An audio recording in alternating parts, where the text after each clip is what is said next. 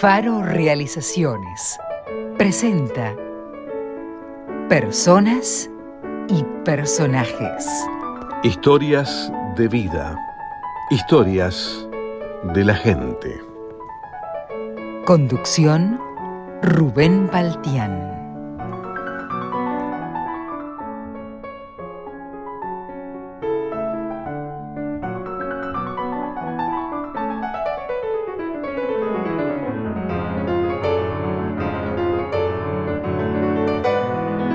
Y también hablamos de una ciudad que está a punto de cumplir 200 años. Una ciudad Hay que prepararse. Claro, es una ciudad donde hemos visto cómo aparentemente a nuestra vista han ido cayendo edificios que eran emblemáticos. Es así. Bueno, esto tiene varias partes. Una de las partes es el desconocimiento.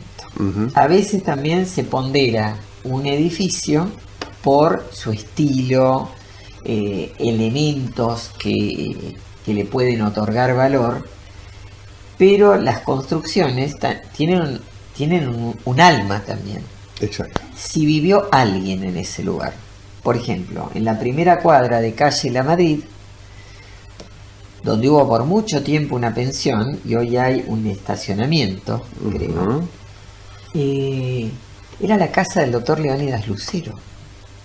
Nada menos. Uno de los gestores nada menos que del hospital municipal. Y creo haber visto en alguna parte de la ciudad las rejas que estaban en el frente. No sé si por la calle 9 de Julio. Eso bueno, fue producto del desarme que se... Claro, era una casa que por ahí no decía mucho.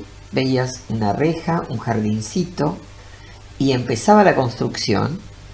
Nunca entré, pero supongo que era una construcción longitudinal, pero había sido la casa del doctor Leónidas Lucero. Entonces, esas construcciones no están consideradas patrimonio. Y eso es uno de los temas. Hoy hay una cochera ahí. Hoy hay una cochera de varios pisos. Pero hay que ver también, yo siempre he tenido una idea muy difusa de lo que las autoridades han pretendido desde este punto de vista, porque si bien hay una comisión de patrimonio integrada por varias instituciones que se gestiona desde el municipio, esa comisión está habilitada para opinar, para aconsejar, para expedirse en un expediente, pero el tema es que debiera existir un mecanismo de protección efectivo en el que haya un intercambio. Mire, usted conserve esto a cambio de tal cosa. Tiene que pasar algo. Estamos asistiendo a una proliferación de los edificios, del negocio inmobiliario, que sí. no es que esté mal, pero todo tiene que pasar en el mismo lugar. No se preservan ciertas residencias domésticas o institucionales,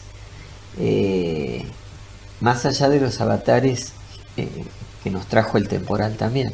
Bueno, pero digamos, esto es muy reciente. Sí. Mencionabas lo de la cochera y estoy pensando que Bahía Blanca ha declinado mucha parte de su historia en pos de las cocheras, porque hay cocheras por todos lados y se han derrumbado muchísimos edificios para construirlas. Bueno, es un problema vehicular el de Bahía la Blanca. antigua escuela normal de Brown y Villarino. Yo terminé mi escuela primaria ahí. Claro. Con el dibujo de Blancanieves y los 7 enanos en el aula. Bueno, eso se tiró abajo para hacer un edificio y ahí quedó. Quedó un estacionamiento. Entonces, ¿para qué sirven los edificios de otras épocas? Sirven para contar una historia. Sirven para acreditar un pasado. El arquitecto Peña en la ciudad de Buenos Aires decía: dejen alguna calle empedrada, porque sirve para que el niño pregunte ¿para qué sirve esto? Pero si no, van desapareciendo las preguntas y van desapareciendo las respuestas. Claro. Yo no digo todo, por ahí hay cosas que se pueden replantear, hay cosas que por su estado, hay un montón de factores que inciden en esto y tienen que ver con cuestiones técnicas, propio de la ingeniería, la arquitectura, pero hacer una evaluación seria de las cuestiones. Nosotros, por ejemplo, en la avenida Alem ya tenemos una estratigrafía de 3 niveles de construcciones. Se han tirado 3 veces construcciones en un mismo terreno, desde que era la calle de las Quintas. Claro. Entonces, esa historia se perdió. Milagrosamente han quedado algunas construcciones, pero había unas casonas espectaculares. De las épocas de las Quintas queda, por ejemplo, parte de lo que es la Universidad del Sur. Claro, enfrente, donde creo que hay una heladería, queda Sí. una construcción de esa época, Sí, que tiene una torre. sí. Pero habían unas construcciones espectaculares con jardines en el ingreso que en cualquier país de Europa lo hubieran transformado en una cosa espectacular. Es decir, yo creo que lo que no se ha sabido conservar es el paisaje urbano. Pero no solo desde el punto de vista arquitectónico, también desde el punto de vista forestal. Porque la gente, cuando una planta le molesta, ¿qué hace? Cierra la vereda y cierra el cantero. No la reemplaza. Entonces, esto es un tema de educación, de embellecer el espacio donde todos transitamos y donde vivimos, pero ponernos de acuerdo en esto. ¿Cómo proyectaríamos este espacio? ¿Cómo debiera ser? O, por ejemplo, paso por un lugar donde un edificio está anunciado 4 plantas en altura y uno las cuenta y terminan siendo 6 o 7. No sé, no estoy en contra de todas estas cosas ni en mi ánimo perjudicar a nadie, pero sí pensar un poquito qué es lo que debemos preservar, Claro. qué es lo que debemos cuidar. Hay un inventario de inmuebles, pero No ha sido respetado. hay que acompañarlo con otras cuestiones. Y una de ellas es la educación. Bueno, fundamental también para llevarlo a otros aspectos de la vida ciudadana, Exacto. donde estamos teniendo una gran falencia general, ¿no? Sí. Porque no solo, ahora estamos hablando de la cuestión edilicia vinculada con los 200 años de Bahía Blanca, pero vinculado a lo que son las relaciones humanas, tenemos una gran decadencia en tal Sí, sentido. está degradado el trato entre las personas. Mm. Sí, ha venido de a poco. En un país que tenía una educación urbana de excelencia. Bueno, era referencia para muchos otros países de Latinoamérica, ¿no? Exactamente. La calidad de los vínculos se ha degradado. Por eso te digo que esto se trabaja desde distintos lugares. Esto no es una moda, esto es algo en la educación y el vínculo entre las personas, el comportamiento humano, las relaciones humanas son atemporales. La educación siempre debe prevalecer, pero no es lo que nos ha pasado ni es lo que está aconteciendo a los más jóvenes y a los niños. Por eso hay que apuntalar mucho estas cuestiones. Todo el tiempo que di clase en el Instituto Goyena, uno de los temas era el ceremonial, era el protocolo, porque lo que antes se aprendía en una casa había que enseñarlo en un nivel de formación. Ujú. Antes, ¿quién te lo enseñaba? Tu abuelo, tu tío, tus padres, tus tutores, Claro. los que nos tocó en suerte que nos educaran Sí, sí, en casa. en casa. Pero eso después hubo que dar clase, porque de repente no todos los padres estaban preparados para esto. Sí, sí, para la inserción social del individuo, Exacto. de su hijo. Exacto.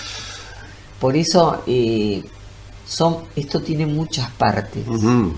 muchas partes de abordar. Bueno, mencionabas un tema, educación, y yo recuerdo que alguna vez estuvimos hablando sobre, ahora me traslado al Museo Histórico, Sí, sobre referencias que hay de órdenes que enviaba Domingo Faustino Sarmiento con su firma. sí, sí, hay Están documentos aquí. con la firma del...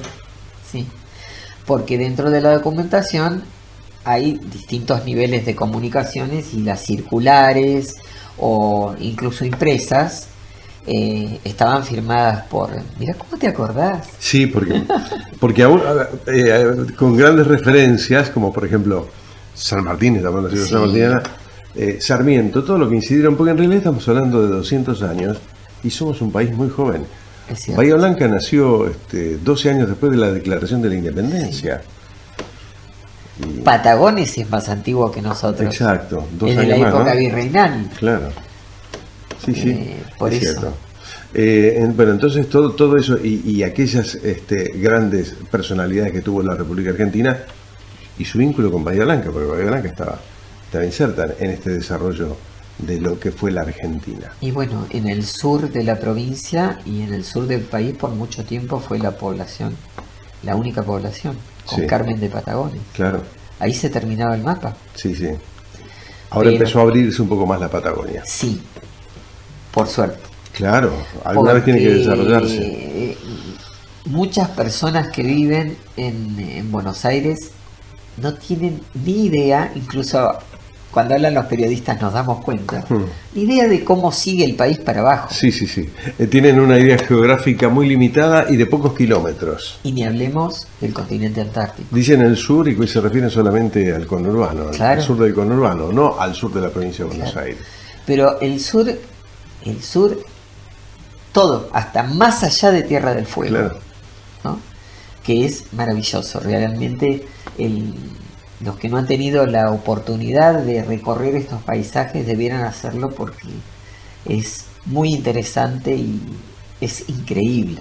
Increíble todas las maravillas que existen. Y cómo tantas personas defendieron. Yo te mencioné a Piedrabuena, ¿no? Sí. Piedrabuena no estaba solo, estaba con una esposa que lo acompañaba y que dejó toda su vida cómoda en Buenos Aires para seguirlo hasta Punta Arenas y acompañarlo contra todo, teniendo una familia de esta forma. Y gracias a esas personas nosotros tenemos este territorio, a él y a otros también, ¿no? Claro. Así que... Comandante Luis Piedrabuena. Exactamente. Que viene del ámbito civil, Claro. pero sus hazañas en el sur son increíbles, incluso los salvatajes que ha hecho de tantos náufragos. Bueno, el sur es otra historia. Sí, una historia muy vinculada con la solidaridad por sobre todo. Sí, Si no es imposible vivir, ¿no? es imposible. Yo creo que la solidaridad debiera acompañarnos en todo y hay que aprender a ser solidario. Sí, sí. En la medida en que las comunidades se encierran con tanta gente, empieza a olvidarse. Empieza la distancia, Sí. pese a la gran cercanía. Sí, porque son muchos pero están lejos Sí. unos de otros. Es cierto. En las grandes ciudades es donde están las grandes soledades. Ujú. Colegio Rosario Vera Peñalosa. Prestigio educativo en sus 3 niveles: jardín de infantes, maternal, primario y secundario. Idiomas inglés e italiano. Talleres extraprogramáticos. Colegio Rosario Vera Peñalosa, al servicio de la educación. Mitre 341. Open Mind Language School. Inglés con calidad y calidez. Cursos extensivos desde los 7 años en todos los niveles. Clases dinámicas y comunicativas con grupos reducidos y horarios flexibles. Apoyo escolar y cursos de verano. También te preparamos para tus exámenes internacionales.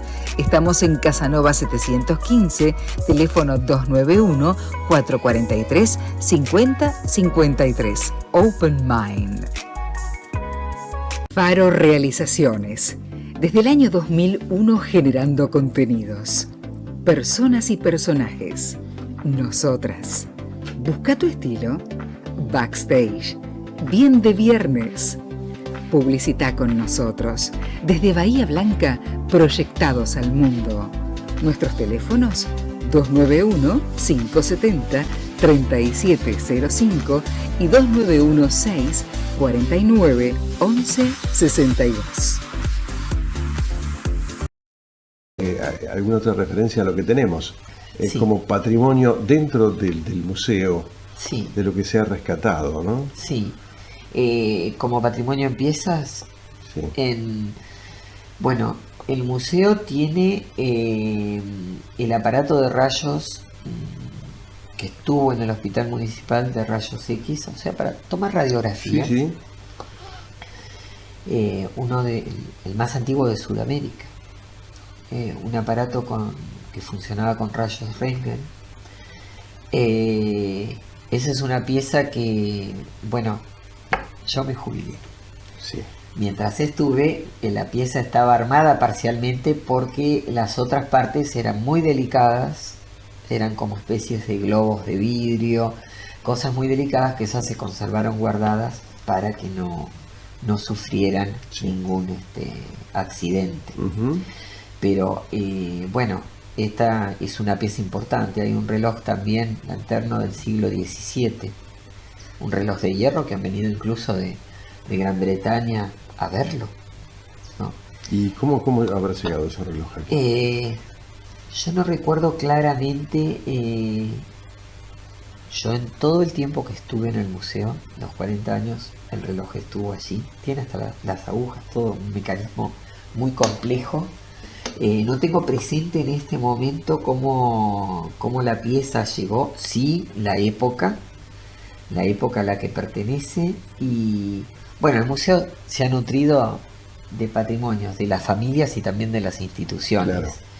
Y a veces las familias conservan este tipo de objetos, y llega un momento que dice, ¿para qué quiero esto en mi casa si Cierto. Se lo traslado a la hay sociedad. objetos que son de museo? Porque realmente son para compartirlos en un ámbito donde uno los puede socializar y encuentran distintos sentidos, ¿no? Encuentran un espacio acorde Claro. a esto. El museo, desde el punto de vista del patrimonio de la ciudad, siempre colabora o ha venido colaborando en informar acerca de determinados bienes, porque los expedientes que llegan solicitan esta clase de informes, ¿no? Sobre edificios, sobre construcciones, residencias particulares, lugares que van a ser declarados protegidos. Es decir, que el aporte ha venido siendo permanente desde el museo. Ya te digo, esto es hasta que yo estuve. Yo a partir de enero dejé de pertenecer a la institución porque me jubilé. Trabajé siempre en el mismo lugar, los 40 años que estuve.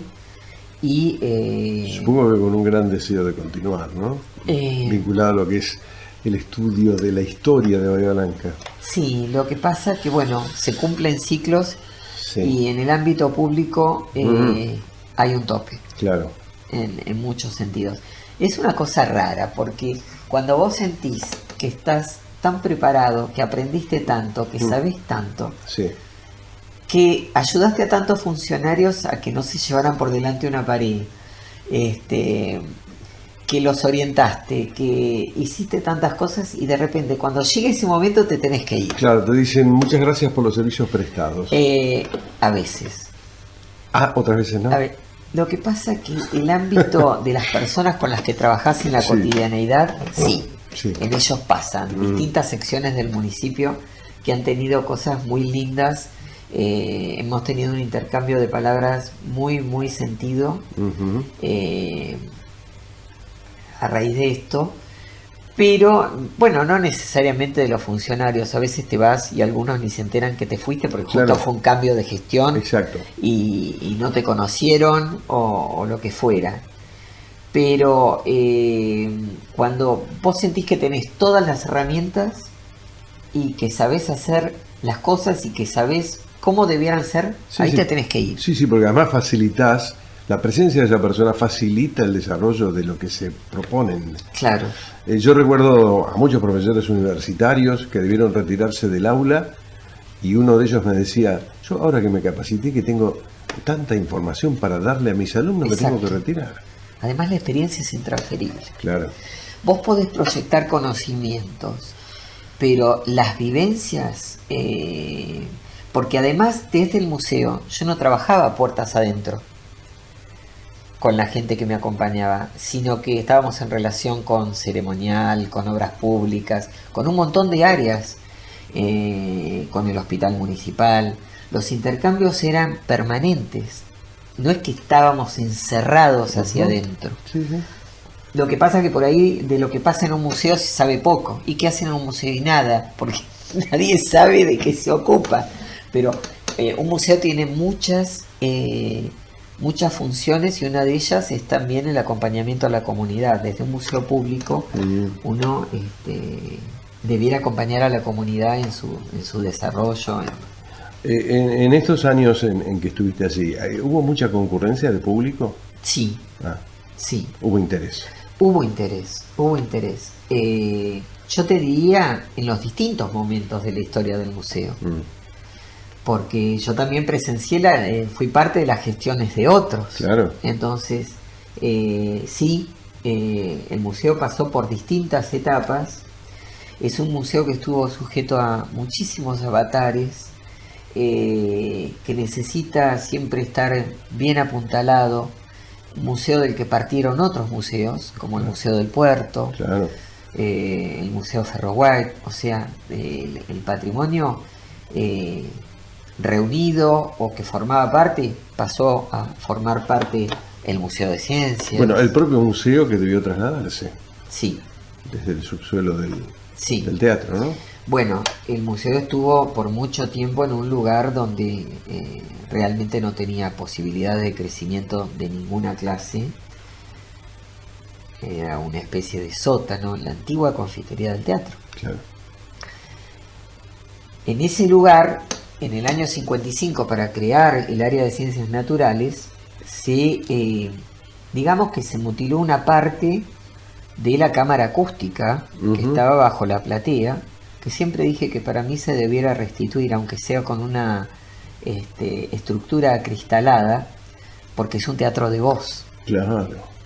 Entonces, la sonoridad depende también, así como depende de la pintura que tiene el teatro, depende también de conservar los aspectos básicos que proyectan el sonido. El propio teatro es otra pieza de museo. Sí, ya ese teatro es un museo, para la edad que tiene. Claro. Incluso, viste las sillas Toné, que deben seguir estando en los palcos. Bueno, esas sillas ya son de museo. Son sillas por catálogo, encargadas, vos calculá, ha pasado mucho tiempo, el teatro se inauguró en 1913. Incluso la gente se vestía de otra forma. Claro. Se sentaba en una silla de otra forma. Iba bien vestida. Iba bien vestida. Son sillas con asientos pequeños. Hoy el confort es diferente, pero hay piezas que hay que empezar a guardarlas. A guardarlas. Retomando lo del el lugar donde estuvo el museo durante tanto tiempo, Sí. fue muy importante entonces el traslado. Sí, el museo estuvo ahí desde el año 51, en que todo lo que se había reunido en el Museo de Bellas Artes, piezas históricas, se traslada a este lugar y se habilita el museo. Y en el año 2012 se empieza a gestionar todo este traslado, que fue bastante complejo. Me imagino. Muy complejo, porque las primeras etapas ya teníamos todo embalado, pero después, cuando empieza a fluir la mudanza, lo que siguió después teníamos que ir haciéndolo más rápido, cada vez más rápido. Con muy pocas personas. Por eso las personas que me acompañaron en ese momento fueron Pablo de Beistegui y Daniel Caico, que son dos personas que quieren mucho al museo y siempre han trabajado de una manera muy comprometida. Yo me siento muy, muy feliz de las personas con las que trabajé, porque eran mi verdadera familia en el trabajo. Hasta los que llegaron últimos, quienes quedaron cuando me fui, te puedo decir que los volví a elegir a todos. Sí, claro. Entonces, construir un vínculo es algo muy complejo, es muy fácil de diluirlo, pero es muy difícil de construir. Y para mí de la parte humana viene todo lo demás. Es parte de la parte humana la conservación Exacto. de aquella riqueza. Y no porque no discutas, porque nos peleábamos, discutíamos, disentíamos, pero nos unían los mismos principios. Y se hizo la mudanza con muy pocas herramientas, pero con el aval de la autoridad, que en ese momento era Sergio Raimondi, que puso todo a nuestro servicio para poder instalar el museo. Hay un detalle, quizás estoy inmiscuyéndome en una cuestión de tipo investigativo policial, ¿no? Pero como periodista lo supe en su momento y te quería preguntarte, así como hablamos en algún momento del reloj de Belgrano, ¿dónde está? ¿Es cierto que falta el sable de General Serry? Falta uno de los sables. Ah, sí. Sí. Que bueno, el descubrimiento de que eso había ocurrido no fue el mismo día que ocurrió, no se sabe, pero hubo un ingreso de alguien que desarmó una vitrina que estaba colgada, retiró el sable y creo que también una certificación que están las denuncias en el museo. Y bueno, por una razón u otra no nos dejaron difundirlo inmediatamente como debía ocurrir para que se estimulara el rescate. Mencionás el Hotel de Inmigrantes y Sí. es otra pieza de museo. Totalmente. Muy intervenido porque es un hotel que tiene hoteles hermanos en otras partes del país, sobre todo en el litoral, y el tema es cuando dejas de leer la historia dentro del edificio, cuando se van cegando partes, cuando donde había una pared practicaron una puerta para pasar porque tenían sino que dar la vuelta. Estamos hablando de habitaciones que no necesariamente tienen que estar comunicadas, sino que son habitaciones individuales que se sale a una galería. Era la construcción típica de esa época. Y hay organismos que te permiten por ahí visualizar en antiguas fotos, organismos de protección del patrimonio del Estado, que te permiten visualizar cómo era la construcción. Por ejemplo, en un reemplazo que se hizo de un piso en una galería, había un contrapiso de ladrillo, que después descubrimos que no era un contrapiso, era el piso original de circulación. Por eso te digo, esto tiene muchas partes y hay que estar muy informado para intervenir incluso en una edificación antigua. Se pueden hacer muy buenas intervenciones, porque lógico que vos podés adaptar con partes reversibles una antigua construcción a un uso actual, ¿no? No hace falta que estemos viviendo como en el siglo XIX. No, claro. Ese es un edificio terminado en 1890. Sí, sí. Y como muchos edificios de su época, por la naturaleza, o que eran internados o destacamentos militares, Exacto. si no se usaban. Bueno, y tenemos también otros edificios que afortunadamente se conservan, la Biblioteca Rivadavia, Sí, por ejemplo. que es una joya la biblioteca. Claro. El edificio de la biblioteca es muy bello, realmente. Que por ahí no tiene los accesos que hoy se están requiriendo, Sí. porque bueno, es un edificio que pertenece a otra época, con escaleras en el ingreso. Por ejemplo, con- para personas discapacitadas. Claro. Pero viste, es complejo porque hay cosas en los edificios antiguos que las podés adaptar y otras que se te complica, Claro. realmente. Ana, gracias por esta introducción que hemos hecho a los 200 años de Bahía Blanca. Digo introducción porque me estoy atreviendo a invitarte próximamente para seguir hablando. Tenemos 4 años por delante. Gracias, gracias. Ha sido un Gracias placer. también por preocuparte por este tema tan interesante para los bahienses. Y sí, es parte del ser bahiense. Sí. Gracias. A vos. Personas y personajes. Historias de vida. Historias de la gente. Conducción, Rubén Baltián.